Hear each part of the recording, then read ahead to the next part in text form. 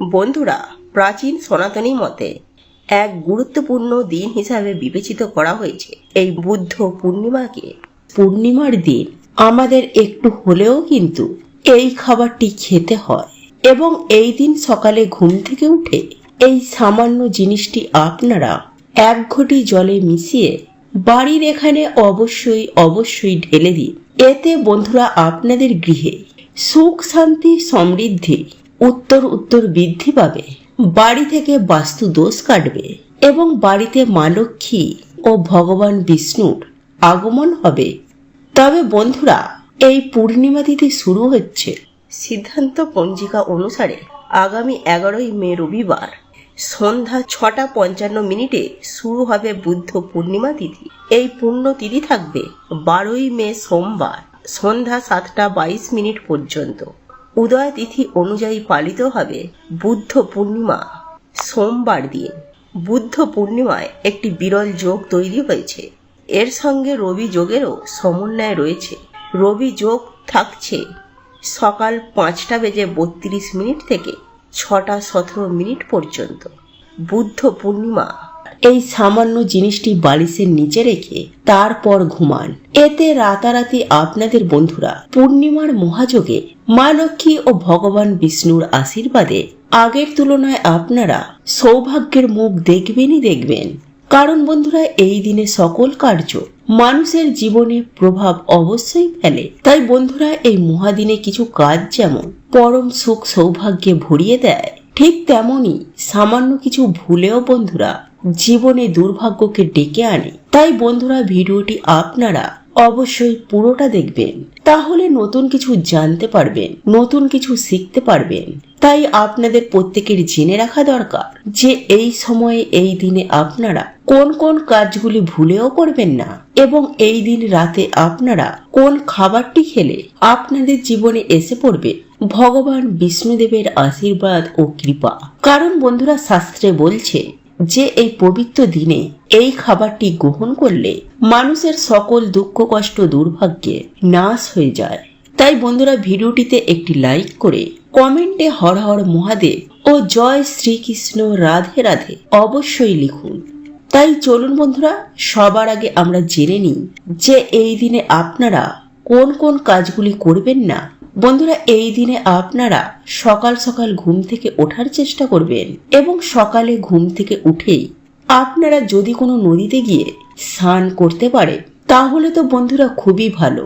কারণ বন্ধুরা, এই দিনে নদীতে স্নান করলে বহু দেবী দেবতার আগমন হয়, যার ফলে সেই জল স্পর্শ করাতেই মানুষের দুর্ভাগ্যের নাশ হয়ে যায় এবং এই দিনে বন্ধুরা বহু দেবদেবী আমাদের বাড়িতে আগমন করে আমাদের আশীর্বাদ দিয়ে যান। তাই এই দিন অবশ্যই কিন্তু আপনারা সকাল সকাল ঘুম থেকে উঠে ভগবানের নাম কীর্তন অবশ্যই করবেন এবং কোনো নদীতে গিয়ে স্নান করতে ভুলবেন না। নাম্বার 2, বন্ধুরা, এই দিনে ঘুম থেকে উঠেই কিন্তু আপনারা কখনোই পরনিন্দা, ঝগড়া ঝামেলা, অশান্তি এগুলি করবেন না। কারণ বন্ধুরা, এই দিনে এই কাজ করায় মা লক্ষ্মী গৃহ ত্যাগ করে দেন, যার ফলে আপনারা কখনোই কিন্তু আপনাদের বাড়িতে সুখ শান্তি আর্থিক উন্নতি এগুলি দেখতে পাবেন না। এবং এই দিনে বন্ধুরা আপনারা কিন্তু চুল দাড়ি নখ জঙ্গল পরিষ্কার করা, গাছপালা কাটা এমন কাজ মোটেও করবেন না। নাম্বার 3, বন্ধুরা, এই দিনে যদি আপনাদের বাড়িতে কোনো অসহায় গরিব দুঃখী ব্যক্তি কিছু চাইতে আসে তাহলে তাকে অবশ্যই আপনাদের স্বার্থ এবং সামর্থ্য অনুযায়ী তাকে সাহায্য করতে কখনোই ভুলবেন না। কারণ বন্ধুরা, শাস্ত্রে বলছে যদি এই দিন আমরা কিছু দান করতে পারি তাহলে আমাদের বহুগুণ দুর্ভাগ্য এই দিন নাশ হয়ে যায়। নাম্বার 4, বন্ধুরা, এই দিনে আপনারা ভুলেও কিন্তু কারোর সাথে কারোর মনে আঘাত দিয়ে কথা বলবেন না। কারণ বন্ধুরা, এই দিনের অভিশাপ কিন্তু মানুষের জীবনে লেগে যায়। তাই এই ভুল কিন্তু আপনারা একদম করবেন না। বন্ধুরা, আপনারা যদি পরিবারে সুখ শান্তি ফিরে পেতে চান, মায়ের অশেষ কৃপা যাতে আপনাদের পরিবারের ওপর সদয় বজায় থাকে, তাহলে অবশ্যই বন্ধুরা আপনারা এই প্রক্রিয়াটি একটিবার হলেও করে দেখুন। বন্ধুরা, অনেকেই আমাদের মধ্যে ভাবেন যে মা লক্ষ্মীর কৃপায় শুধুই আমরা ধনী প্রাপ্ত করি। কিন্তু বন্ধুরা এমনটা একদম সত্য নয়, কারণ যার উপরে মা লক্ষ্মীর কৃপা থাকে না, তার পড়াশোনা, কাজের জায়গা এবং প্রেম সম্বন্ধীয় বিভিন্ন রকমের সমস্যা দেখা দেয়। এমনকি পরিবারেও ছাড়াছাড়ি পর্যন্ত হয়ে যায়, কারণ যাতে লক্ষ্মীর শ্রী থাকে না, সেই জিনিসে কখনোই কিন্তু উন্নতি সম্ভব নয়। তাই আমাদের জীবনের প্রত্যেককে মা লক্ষ্মীর কৃপা প্রাপ্ত করা অনিবার্য দরকার। তাই আজ আমি আমার এই ভিডিওটির মাধ্যমে যে প্রক্রিয়াটি আপনাদেরকে জানিয়ে দেব, তা যদি আপনারা পুরো ভক্তি ও নিষ্ঠার সঙ্গে আপনারা এই দিনে পালন করতে পারেন, তাহলে আমি আপনাদেরকে কথা দিচ্ছি যে আপনারা মা লক্ষ্মীর কৃপা প্রাপ্ত করবেন, এটা গ্যারেন্টি। তাহলে বন্ধুরা দেরি কেন, চলুন এইবার আমরা জেনে নিই সেই প্রক্রিয়াটি। তবে বন্ধুরা আপনারা যদি এখনো পর্যন্ত আমাদের চ্যানেলে নতুন হয়ে থাকেন, তাহলে চ্যানেলটি সাবস্ক্রাইব করে পাশে থাকা নোটিফিকেশন বেল আইকনটি ক্লিক করে রাখবেন। তাহলে নতুন কিছু জানতে পারবেন, নতুন কিছু শিখতে পারবেন।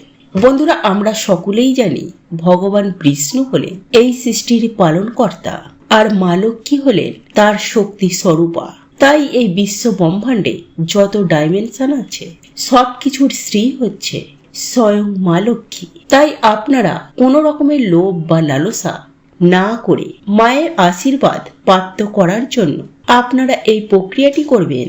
কারণ যার উপরে মায়ের আশীর্বাদ থাকে, তার 14 পুরুষের কখনো অর্থের অভাব হয় না, কোনো মনোবাসনাও তাদের অপূর্ণ থাকে না। তাই আপনারা মায়ের কৃপা প্রাপ্ত করার জন্যই এই মনোভাব নিয়ে এই প্রক্রিয়াটি করবেন। তবে আমার সাথে বন্ধুরা আপনারা একবার হলেও বলুন, জয় মা লক্ষ্মীর জয়। বন্ধুরা এই প্রক্রিয়াটি করার আগে বাড়ি থেকে অলক্ষ্মী বিদায় করা খুবই দরকার, নইলে কিন্তু মা লক্ষ্মী আপনাদের বাড়িতে কখনোই প্রবেশ করবে না। কারণ যে বাড়িতে অলক্ষ্মী বাস করে, সেই বাড়িতে মা লক্ষ্মী কখনোই প্রবেশ করেন না। তাই এর জন্যই হয়তো আপনারা এত পুজো অর্চনা করার পরেও মায়ের আশীর্বাদ পাচ্ছেন না। পরিবারের যেই সমস্যা, সেই সমস্যাই রয়ে গেছে। তাই বন্ধুরা বাড়ি থেকে অলক্ষ্মী বিদায়ের জন্য এই দিন আপনাদের ঘর মোছার জলে গঙ্গা জল ও কর্পূর মিশিয়ে তা দিয়ে ঘর মুছবেন। বিশেষ করে সেই জায়গায়, যেই সব জায়গাগুলিতে আলো প্রবেশ করে না, কারণ বন্ধুরা অন্ধকার জায়গাতেই দেবী অলক্ষ্মীর বাস হয়। এমনকি প্রদীপের তলাতেও দেবী অলক্ষ্মী বাস করেন। তাই বাড়ি ঘর দুয়ার পরিষ্কার পরিচ্ছন্ন রাখা সদা সর্বদাই চেষ্টা করবেন।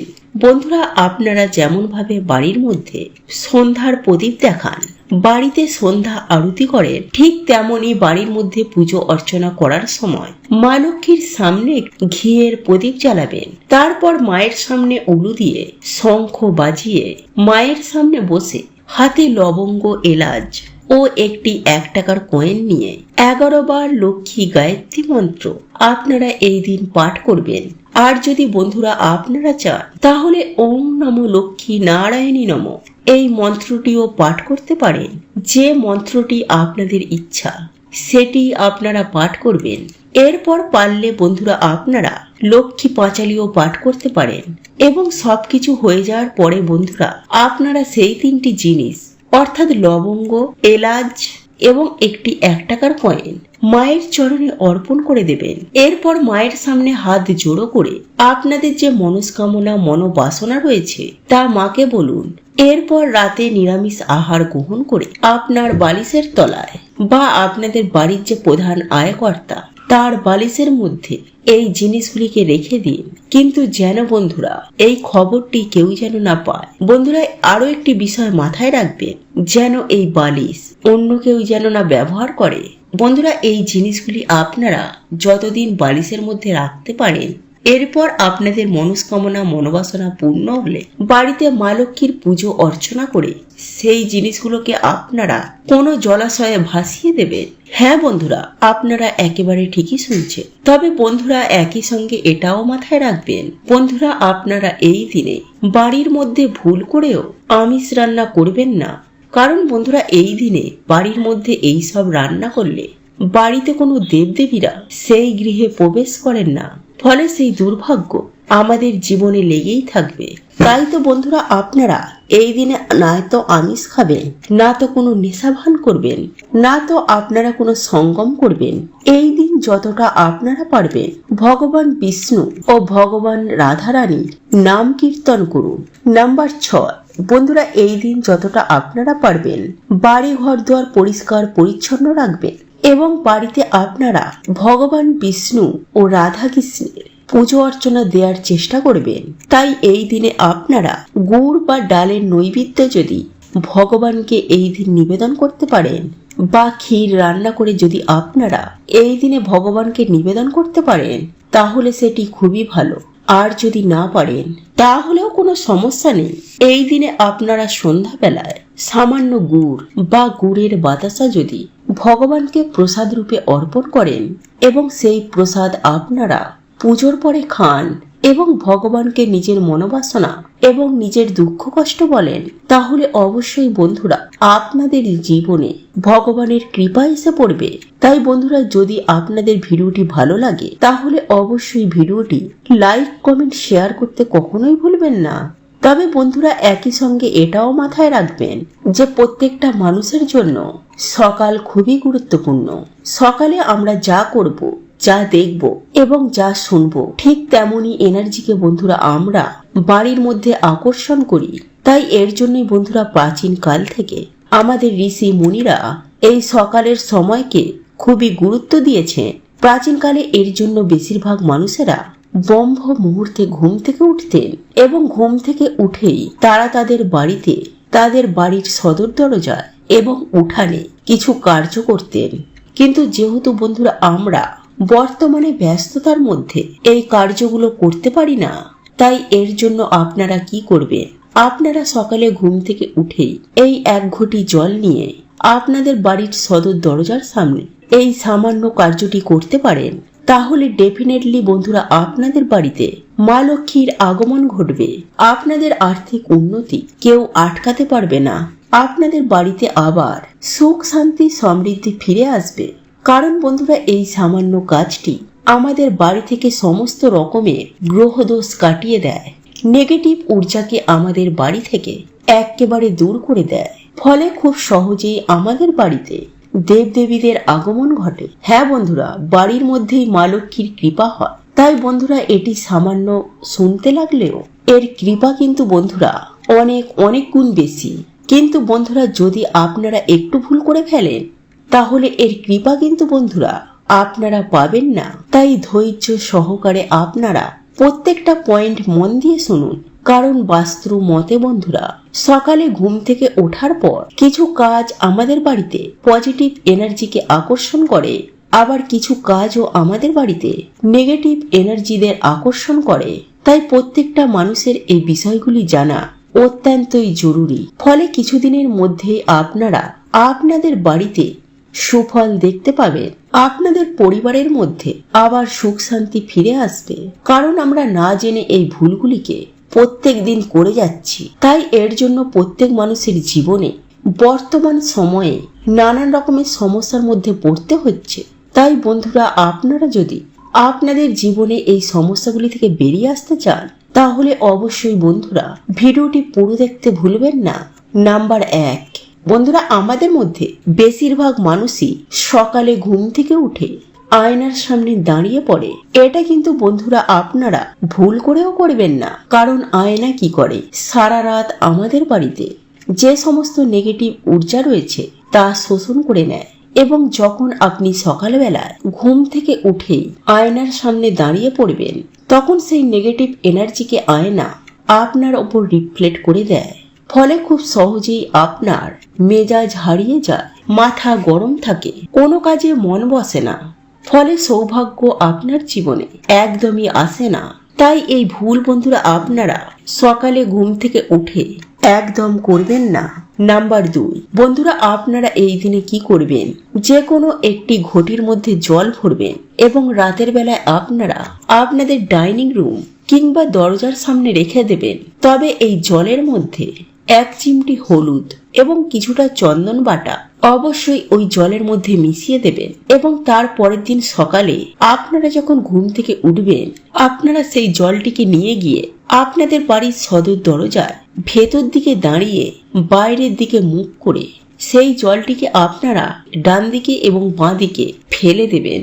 এতে বন্ধুরা আপনাদের বাড়ি থেকে গ্রহ দোষ কাটবে এবং এই প্রক্রিয়াটি যদি আপনারা প্রতিদিন করতে পারেন তাহলে আপনাদের ডেফিনেটলি আর্থিক উন্নতি হবেই হবে। কারণ বন্ধুরা এই প্রক্রিয়াটি এতটাই শক্তিশালী যে কিছুদিনের মধ্যেই এই প্রক্রিয়াটির ফলে বাড়িতে ভগবান বিষ্ণু ও মা লক্ষ্মীর আগমন হয়। নাম্বার 3, বন্ধুরা আমরা প্রত্যেকেই আমাদের বাড়িতে ঘুম থেকে ওঠার পর আমাদের সদর দরজা বা উঠানের সামনে ঝাঁট দিই। কিন্তু বন্ধুরা আপনারা এই দিনে কি করবেন, এই ঘটির জলটি সবার আগে ছড়িয়ে দেবেন এবং তারপরে আপনারা ঘর দুয়ার ঝাঁট দেবেন। দেখবেন আপনার গৃহ থেকে সমস্ত রকমের নেগেটিভ এনার্জি যেমন দূর হবে, ঠিক তেমনি ভগবান বিষ্ণু ও মা লক্ষ্মীর আগমন ঘটবে এবং মা লক্ষ্মীর আশীর্বাদে আপনাদের জীবনে সুখ শান্তি সমৃদ্ধি উত্তর বৃদ্ধি পাবে। হ্যাঁ বন্ধুরা, আপনারা একেবারে ঠিকই শুনছেন। এই কথা আমি বলছি না, এই কথা বিষ্ণু পুরাণে ভগবান শ্রীকৃষ্ণ নিজে বলেছেন। যদি কোনো ব্যক্তি পূর্ণিমার দিন সকালে সদর দরজায় এক ঘটি জলে এই দুটি জিনিস মিশিয়ে ঢেলে দেবে, সেই গৃহে সারা বছর মা লক্ষ্মী ও ভগবান বিষ্ণু বিরাজ করেন। জয় শ্রীকৃষ্ণ, রাধে রাধে। প্রভু আপনাদের সকলের মঙ্গল করুক। আপনারা সকলেই সুস্থ থাকুন, ভালো থাকুন। তো এই ছিল আমাদের আজকের ভিডিওটি কেমন লাগলো তা কমেন্ট করে অবশ্যই নিজের মতামত জানাবেন। ভালো লেগে থাকলে অবশ্যই একটি লাইক করবেন। কমেন্টে ভক্তি, ভালোবাসা ও শ্রদ্ধার সহিত জয় মা লক্ষ্মী দেবীর জয় বা জয় শ্রীকৃষ্ণ, রাধে রাধে একটি বারের জন্য হলেও লিখে যাবার জন্য অনুরোধ জানাচ্ছি। আর আপনি যদি আমাদের চ্যানেলে নতুন দর্শক হয়ে থাকেন তো বিশেষভাবে অনুরোধ করব চ্যানেলটি অবশ্যই সাবস্ক্রাইব করে পাশে থাকা নোটিফিকেশন বেল আইকনটি অন করে রাখবেন। তাহলে সকলে সুস্থ থাকুন, ভালো থাকুন পরম করুণাময় ঈশ্বরের অশেষ কৃপায়। তো আবারও কথা হবে আপনাদের সাথে নতুন কোনো ভিডিওর বিষয় নিয়ে।